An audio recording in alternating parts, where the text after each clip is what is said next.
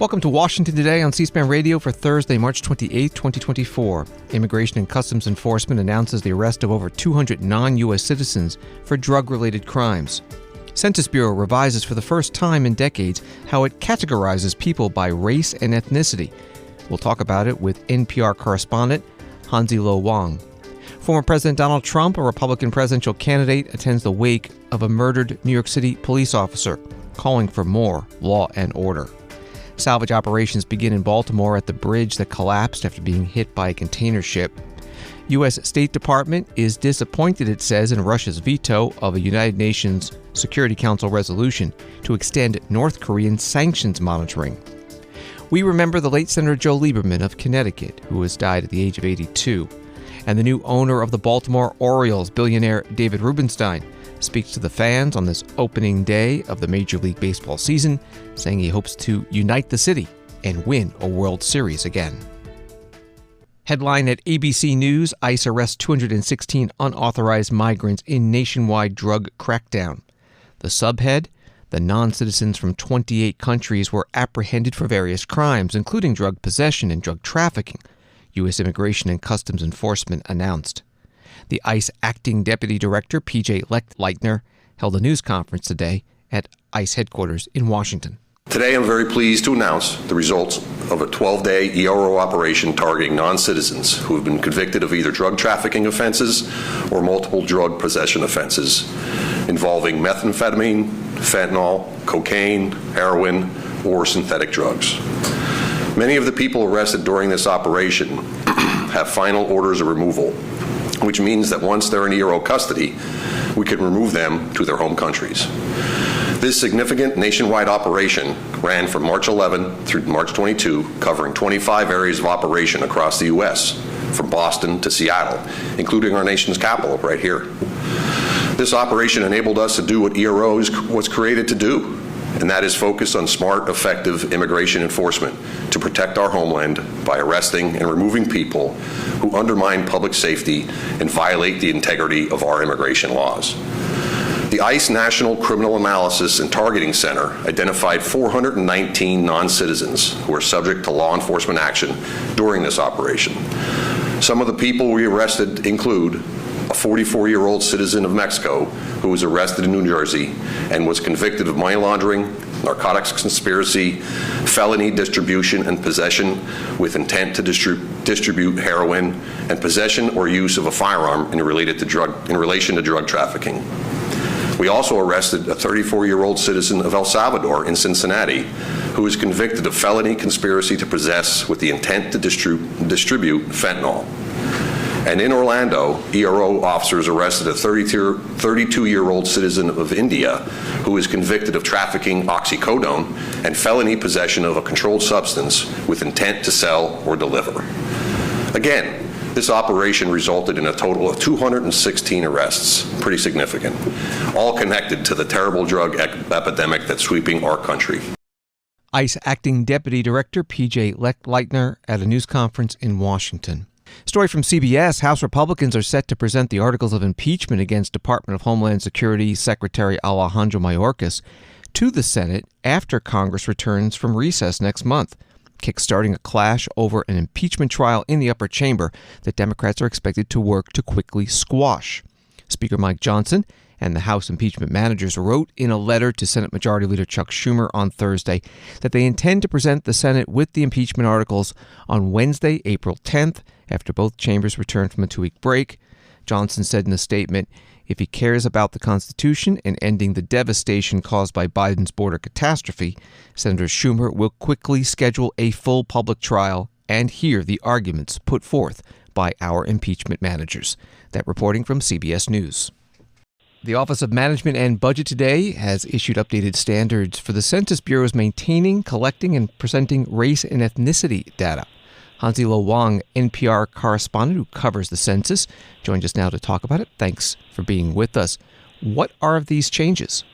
So there are two big changes. The first one is a new checkbox for Middle Eastern or North African, and that's related to a change to the federal government's definition of the white racial category. It will no longer include groups like Egyptian, Iranian, Israeli, Kurdish, Lebanese, Palestinian, Syrian.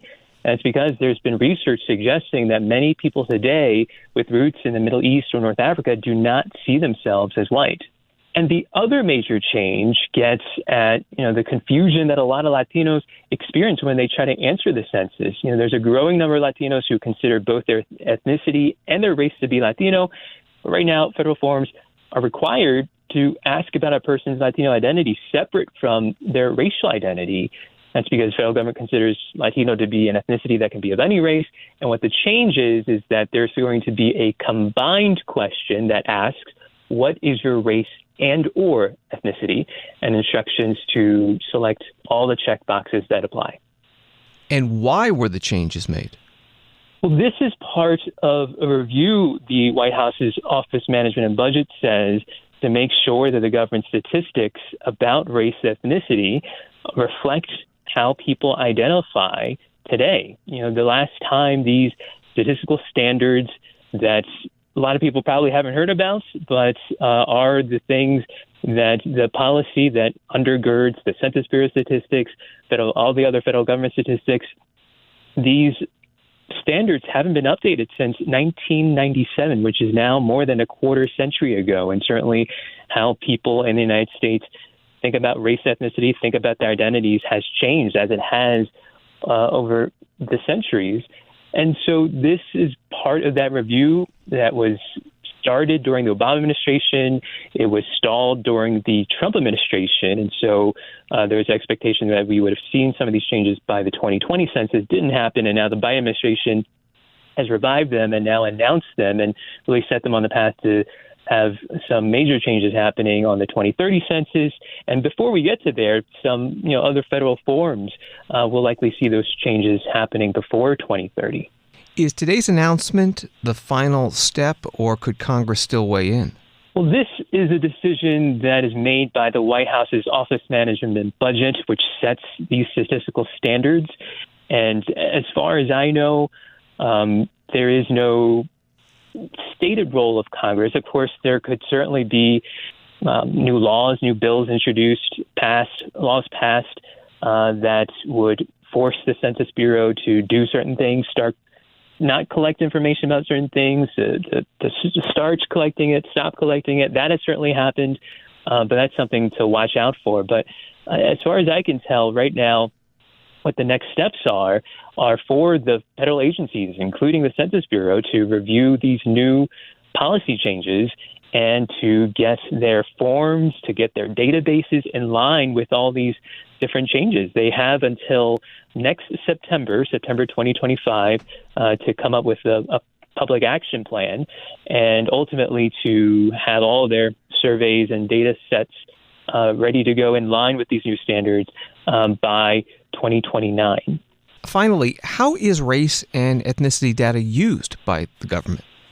Well, this is data that really is part of this hidden infrastructure in a lot of ways that, these are statistics that maybe a lot of people don't think about, but they're used to, for example, redraw maps of voting districts around the country.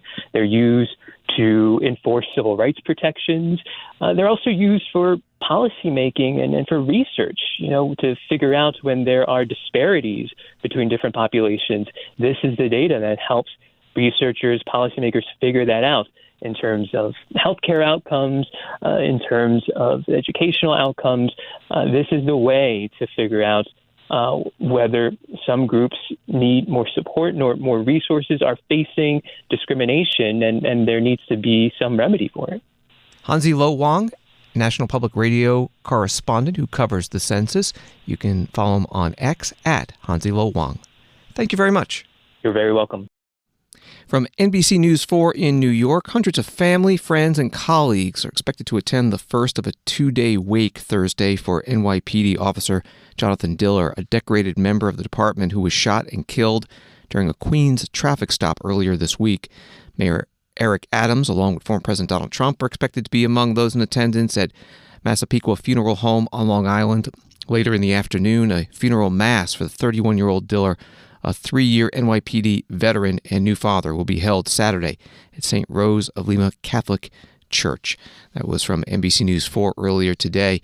In a social media post on Tuesday, Donald Trump noted that Police said that Diller's alleged shooter, Guy Rivera, had numerous prior arrests, declaring that he never should have been let back out on the street. Today, Donald Trump, a Republican presidential candidate, spoke to reporters at that wake. He was joined by the Nassau County executive, Bruce Blakeman. Well, thank you very much, everybody. I want to thank Bruce and all of the people that have worked so hard to make this area beautiful and safe. And this is what happened. Is such a sad event, such a horrible thing, and it's happening all too often, and we're just not going to let it happen. We just can't.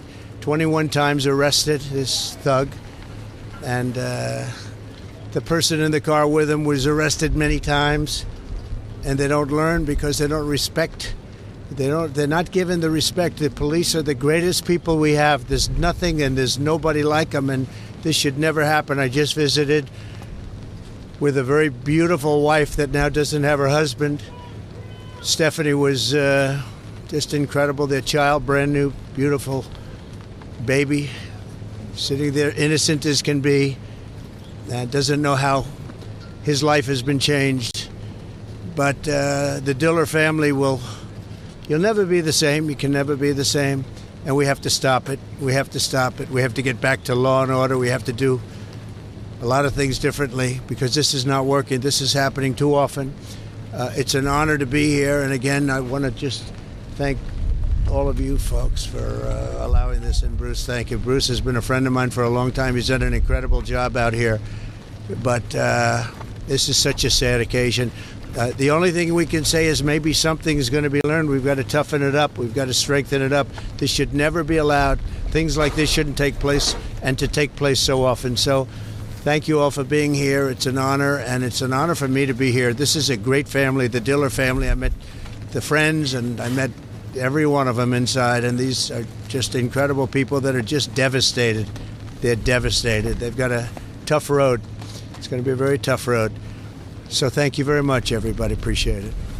Thank you, Bruce. Thank you very much. I just want to say thank you to President Trump for coming here to be with the Diller family. It was very comforting for them. It was very warm inside, and people were very, very they were very blessed to have someone like President Trump who cared so much, spent a lot of time with the family, and was, again, a tremendous comfort to the family and probably the most difficult time this family's ever had. May God bless Stephanie. Ryan, we are going to help raise because he's only 1 year old and he's going to grow up without a dad, but he's going to have thousands of dads that are going to look after him, and to Fran, his mother, and to Jennifer and Jason, his brother and sister, and the whole family, Aunt Carol, Uncle Jimmy. Our hearts go out to them, and may God bless them, and may God bless America. Thank you. Thank you very much. What message did you convey to the family? We've got to toughen it up. We've got to have law and order. These things can't happen. We need law and order. It just can't happen. Thank you very much. What changes would you make to prevent something like that? Former President Donald Trump, a Republican presidential candidate this year, along with Bruce Blakeman, Nassau County executive in Massapequa, New York. White House putting out a statement. President Biden spoke to Mayor Adams and gave his condolences about the tragic killing of Officer Jonathan Diller. The president offered Mayor Adams, the city of New York, and the New York Police Department his support in the wake of the tragedy. President Biden flew to New York today, and on the way up on Air Force One, the White House Press Secretary Karine Jean-Pierre answered a reporter's question about this. President Biden will be in New York City for most of the day doing fundraising. Former President Donald Trump is going to the wake of the NYPD officer. I wondered if, you mentioned that the president spoke to Mayor Adams. I wonder if he'd spoken to the family of the officer. And also, Trump is blaming a lot of crime on Biden. I just wondered if you could speak a little bit about that. Yeah, so I don't have any private communications to share at this time. Our hearts go out, obviously, to the officer's family and the broader NYPD family.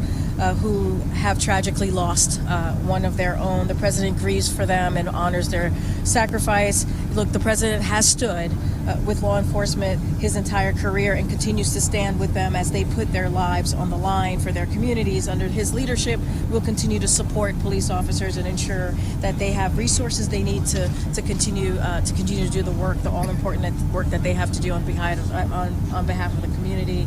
Look, violent crime, and I'm just going to be really clear about here, I'm going to be careful about saying anything about 2024, but violent crime surged under the previous administration, which repeatedly attempted to cut the COPS program, all of their budgets targeted that key funding for the police, and congressional Republicans just proposed doing it again.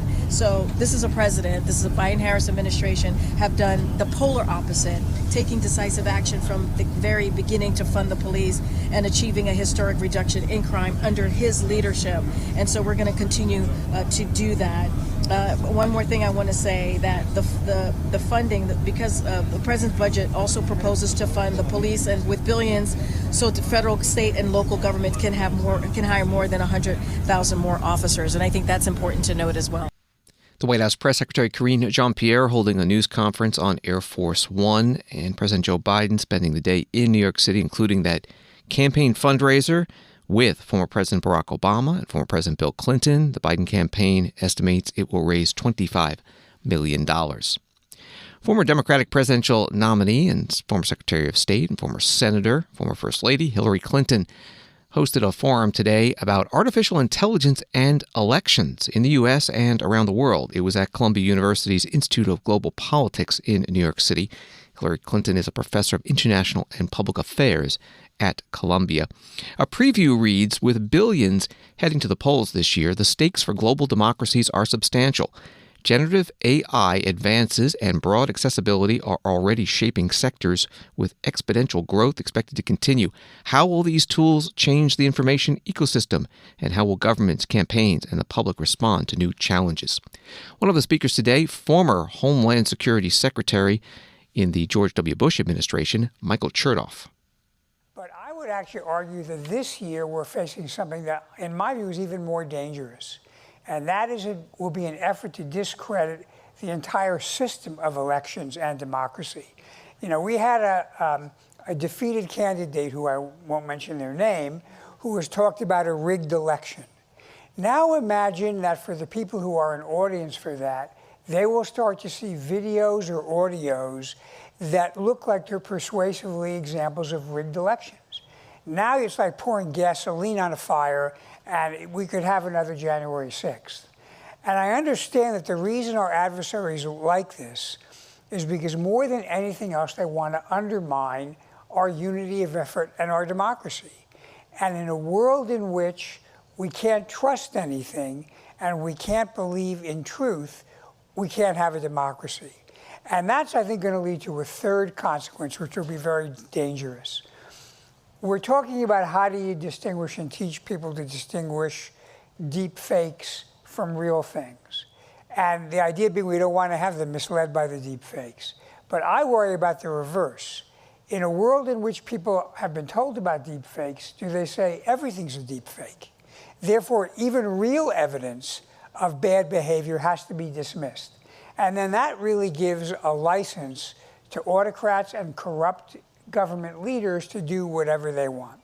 So how do we help counteract that? Well, I mean, there's some technological tools. For example, there is now an effort to do watermarking of video and audio, where a genuine video or audio, when it's created, has an encrypted mark such that anybody who looks at it can validate that it is real and it's not fake. More than that, we've got to teach people about critical thinking and evaluation so they can cross-check. That when you get a story that appears to stand alone, look to see what are the other stories, is anybody else picking it up?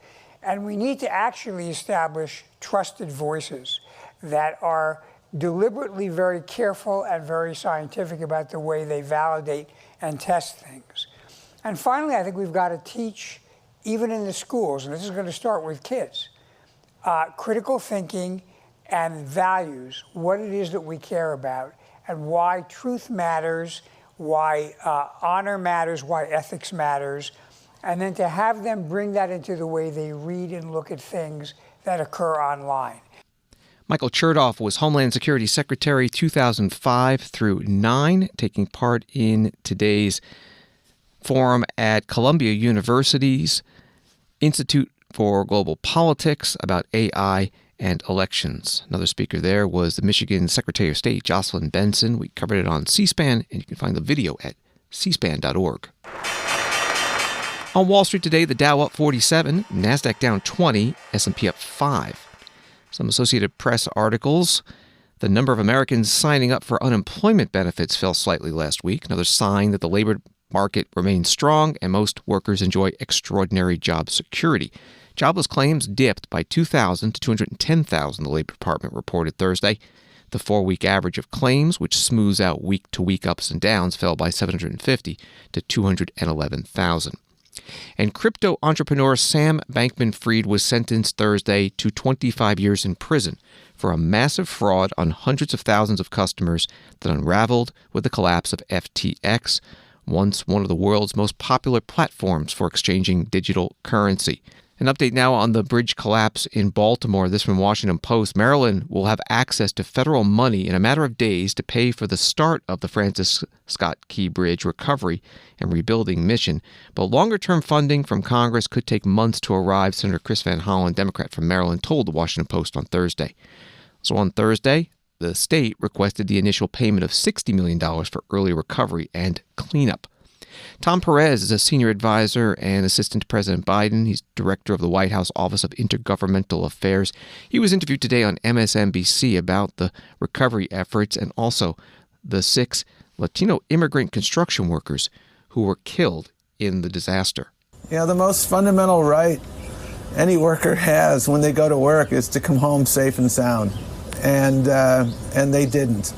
And I didn't sleep well last night, and my issues pale in comparison to what they are going through. One person kept saying, one spouse kept saying, solamente quiero el cuerpo, el cuerpo, el cuerpo. I just want his body, and I understand that. And so does the president. The president instructed us from the moment we learned about this roughly 48 hours ago to move heaven and earth to help everyone. And our first job here is the search and recovery. And as your reporting correctly noted, yesterday was a horrible weather day, and today isn't much better. And notwithstanding that, those first responders were there. They were able to remove and identify 2 of the bodies, but we still wait for the remaining 4. We are moving heaven and earth. There's a heavy lane, a heavy lift crane vessel that will be there later today to help with the debris. But we're also incredibly sensitive to the notion that this is also the resting place for 4 fathers, for 4 brothers, for 4 sons, and so the humanity of the moment is still something very much on Governor Moore's mind, and he's been doing a great job, and President Biden and all our local partners in Baltimore County and Baltimore City. Tom Perez, senior White House advisor, interviewed today on MSNBC. President Biden has said that he expects the federal government will pay to rebuild the bridge in Baltimore. Today, Congressman Dan Muser, Republican of Pennsylvania, said in a Fox News Channel interview that he does not support that. It was kind of outrageous immediately for Biden to express in this tragedy the idea that he's going to use federal funds to pay for it in entirety. I mean, he doesn't refer to it as the American taxpayer dollars on anything. The first reaction, in fact, the only reaction, just tends to be to spend. Look, this was a tragedy. We all saw it. People lost their lives, and it is a very important port. As you just mentioned a little while ago, a lot of Pennsylvania's coal is shipped out of there, 25%. Automobiles, natural gas. So it needs to be corrected. But, this was a Singapore flagship, number one. So what responsibility are they going to have? At least Janet Yellen is thinking a little bit out of the box rather than just spend the taxpayers' money and see what insurance funding that there would be. And we got to get on that. We just can't take the easy route all the time and just try to spend the taxpayers' money. And something else I'll add, on that T&I bill last year, there was $400 billion in excess. I mean, that's why I didn't vote for it. $900 billion was one thing. 1.25 was another, $350 billion extra. And Maryland, by the way, got almost $5 billion in addition to its standard T&I funding. So, they've got the money. Congressman Dan Muser, Republican from Pennsylvania, today on Fox News Channel. Washington Today continues in a moment. Hi there. I'm Jonathan from C-SPAN, along with my colleague, Ben. Since C-SPAN's founding 45 years ago, the media world has changed. Remember when there were just a few TV channels? Now we've got streaming, social media, apps, and more. Through all of this, C-SPAN has stayed true to its mission of giving you unfiltered access to government wherever you get your news. As we navigate this challenging media environment with fewer people subscribing to traditional cable packages, our funding has been impacted. That's why we're asking for your help to keep going strong for another 45 years. Please donate today at cspan.org/donate. Your contribution, large or small, helps ensure at least another 45 years of witnessing democracy in action. Keep C-SPAN thriving in today's ever-changing media landscape. Visit cspan.org/donate to make your gift today. Thank you. Welcome back to Washington Today, available as a podcast wherever you find your podcast and on the C-SPAN Now mobile app. Russia vetoed a UN resolution Thursday in a move that effectively abolishes the monitoring by United Nations experts of UN sanctions against North Korea aimed at reining in its nuclear program, writes the Washington Post, though the sanctions themselves remain in place. Russia's vote sparked Western accusations that Moscow was acting to shield its weapons purchases from North Korea for use in its war against Ukraine, which violate UN sanctions. The vote in the 15-member council was 13 in favor, Russia against, and China abstaining. The Security Council resolution would have extended the mandate of the panel of experts for a year, but Russia's veto will halt its operation when its current mandate expires at the end of April. Reporting by the Washington Post. The State Department spokesperson, Matthew Miller, began his news conference in Washington on this. The United States is deeply disappointed by Russia's veto of the United Nations Security Council's 1718 Committee Panel of Experts mandate renewal. We are also disappointed that the People's Republic of China decided to abstain after 14 years of supporting this important mandate. For the past 15 years, the 1718 Committee Panel of Experts has been the gold standard for providing fact-based, independent analysis and recommendations on the implementation of UN sanctions on the DPRK. Throughout those 15 years, the panel of experts enjoyed the Security Council's unanimous support and, up until this year, has been renewed by consensus. Russia's actions today have cynically undermined international peace and security, all to advance the corrupt bargain that Moscow has struck with the DPRK. Moscow appears to be intent on facilitating the DPRK's illegal pursuit of weapons of mass destruction, and its veto today was a self-interested effort to bury the panel's reporting on its own collusion with the DPRK to secure weapons that it can use to further its aggression against Ukraine. Russia alone will own the outcome of this veto.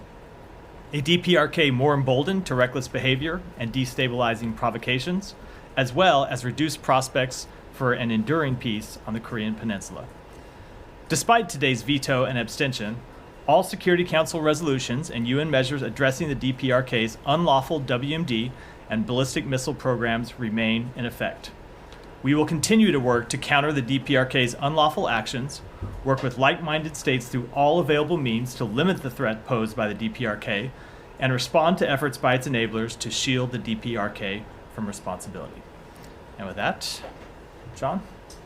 Sure, let me follow up on that to begin with. Say Russia alone will own the outcome of the veto. Could you explain a little bit about what you mean by that? Obviously, you're saying that Russia has a self-interest in this, but do you think there are any repercussions? Is there anything that the U.S.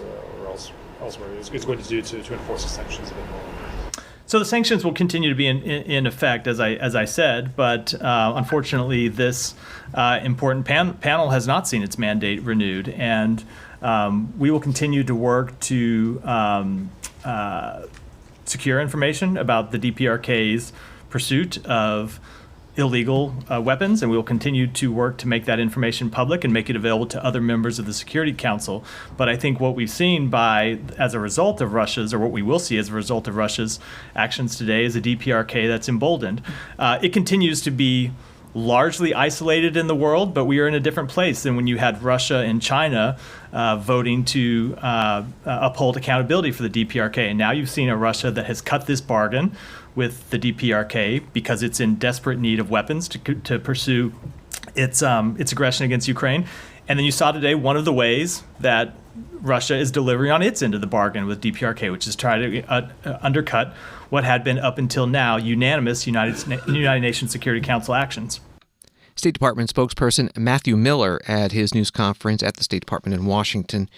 Again, from the Washington Post article, Russia's UN ambassador Vasily Nebenzia told the UN Security Council before the vote that Western nations are trying to strangle North Korea and that the sanctions are losing their relevance and detach from reality in preventing the proliferation of nuclear weapons in the country.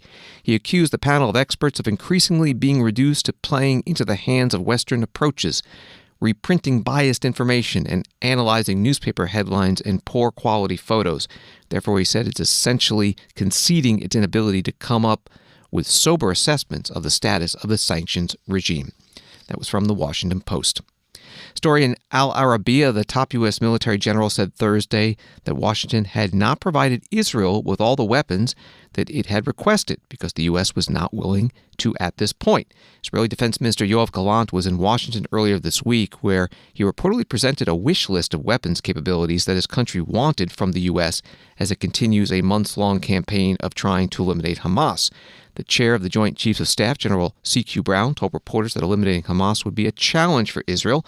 As for the weapons, one reason Israel was not provided with everything it wanted was that we either don't have the capacity to provide. The other reason was that the U.S. was not willing to provide some of those capabilities, not right now. That was reporting from Al Arabiya. The Pentagon Press Secretary Pat Ryder asked about this at his news conference. Let's go with Lita Baldor, AP first. Hi, thanks, Pat.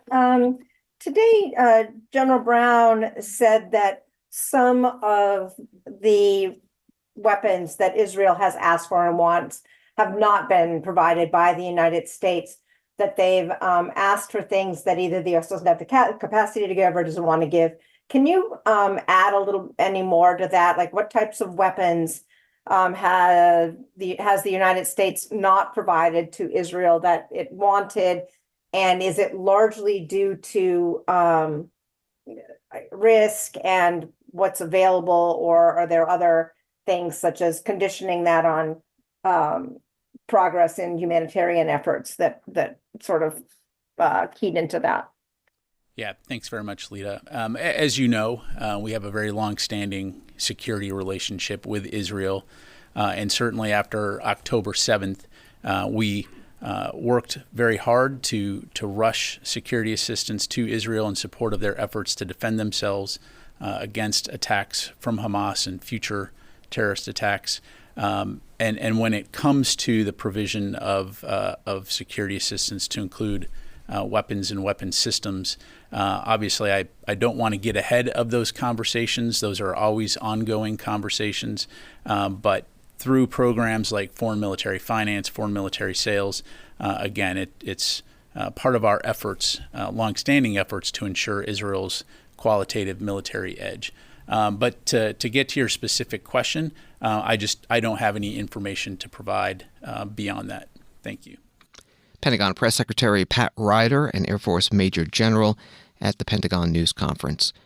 On that war between Israel and Hamas, this story from Reuters. Judges at the International Court of Justice on Thursday unanimously ordered Israel to take all the necessary and effective action to ensure basic food supplies arrive without delay to the Palestinian population in Gaza.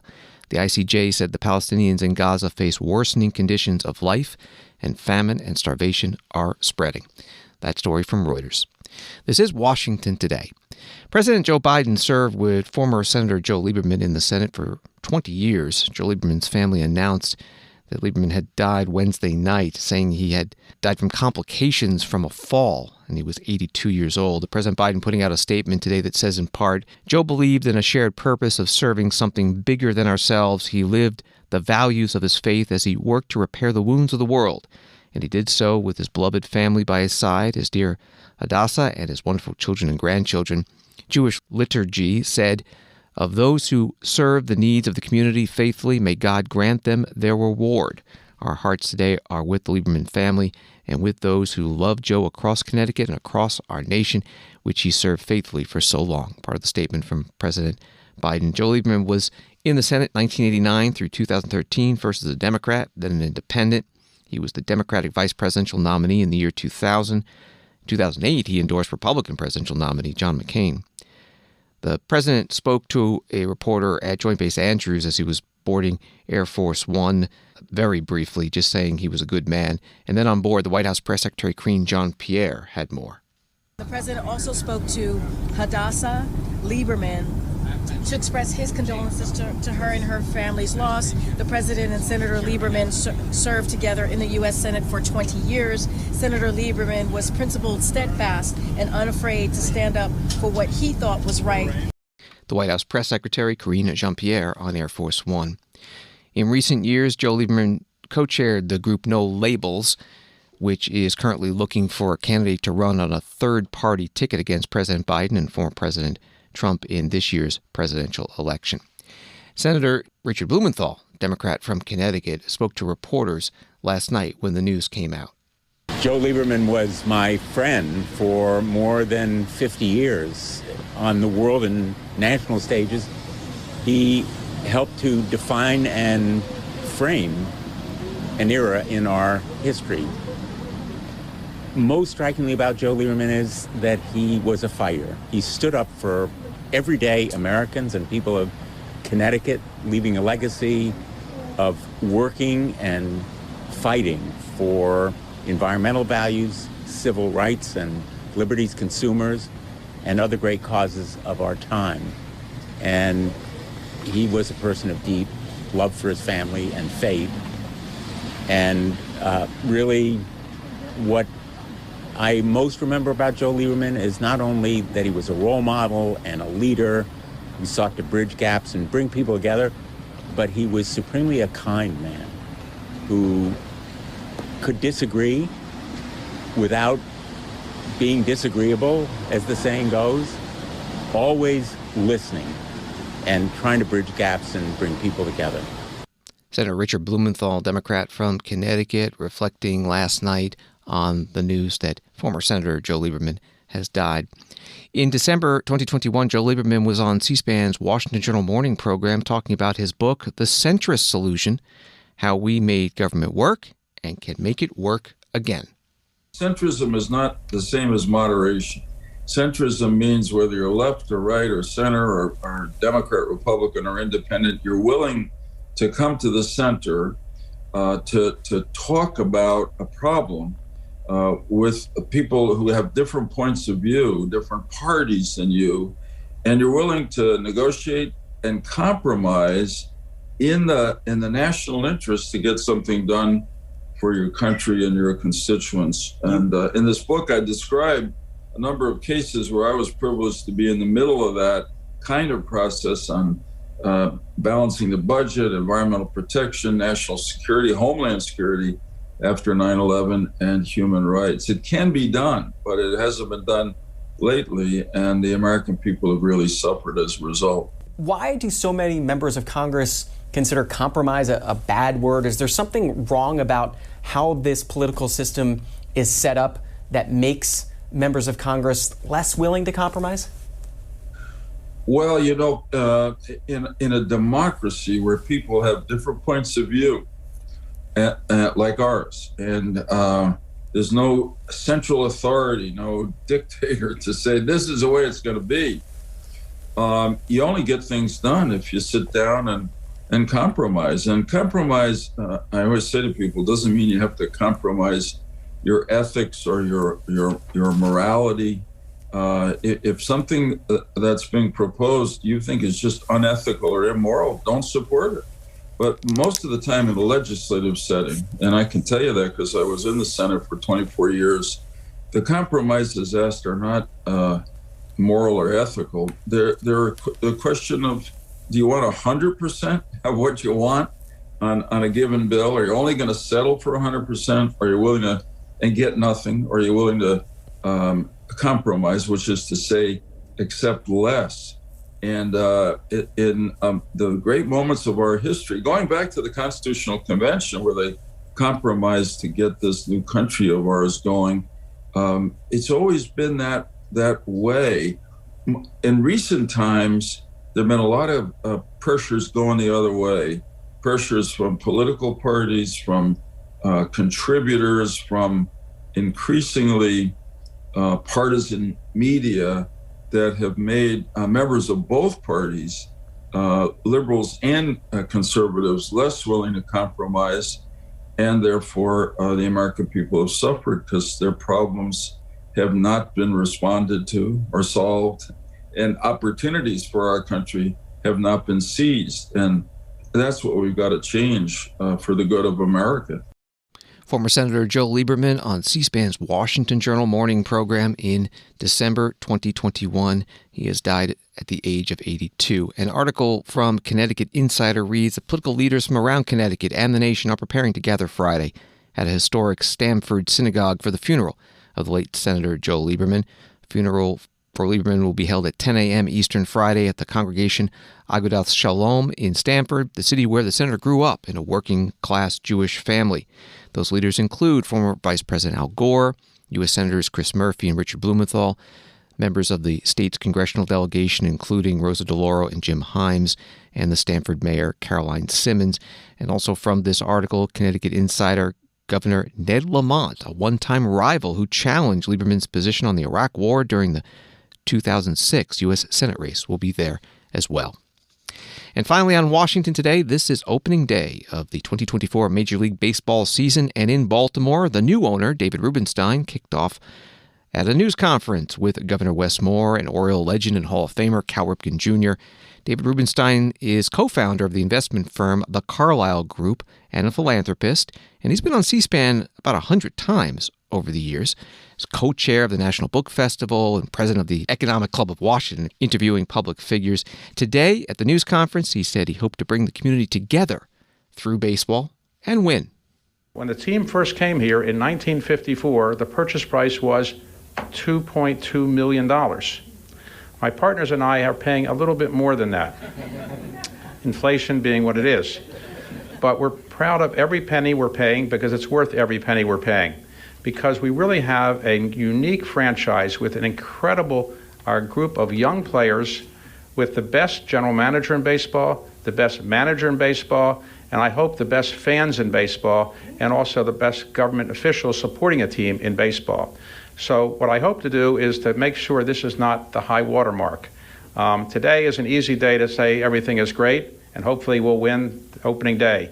But I don't want this to be the high water mark. I want the high water mark to be in the fall when we go to the World Series and we show that we are a city that supports a great team, and we are a city that is represented by a great team, and we unify the city in ways that only the Orioles can really do. We have other teams and other great institutions in this city, and I've been involved with some of them like Johns Hopkins. But nothing unifies a city and unifies this city as the Baltimore Orioles and as the success of the Baltimore Orioles. So I hope that we can bring that about, and I look forward to working with everybody in Baltimore who would like to help the Orioles become as great as they once were and as great as we know they can be. David Rubenstein today in Baltimore. He is the leader of the new ownership group of the Orioles. The price paid, $1.725 billion. Thanks for listening to Washington Today. Subscribe to C-SPAN's free evening newsletter word for word, and you'll get the stories making headlines in Washington emailed to you every day. Sign up at cspan.org/connect. Have a good night.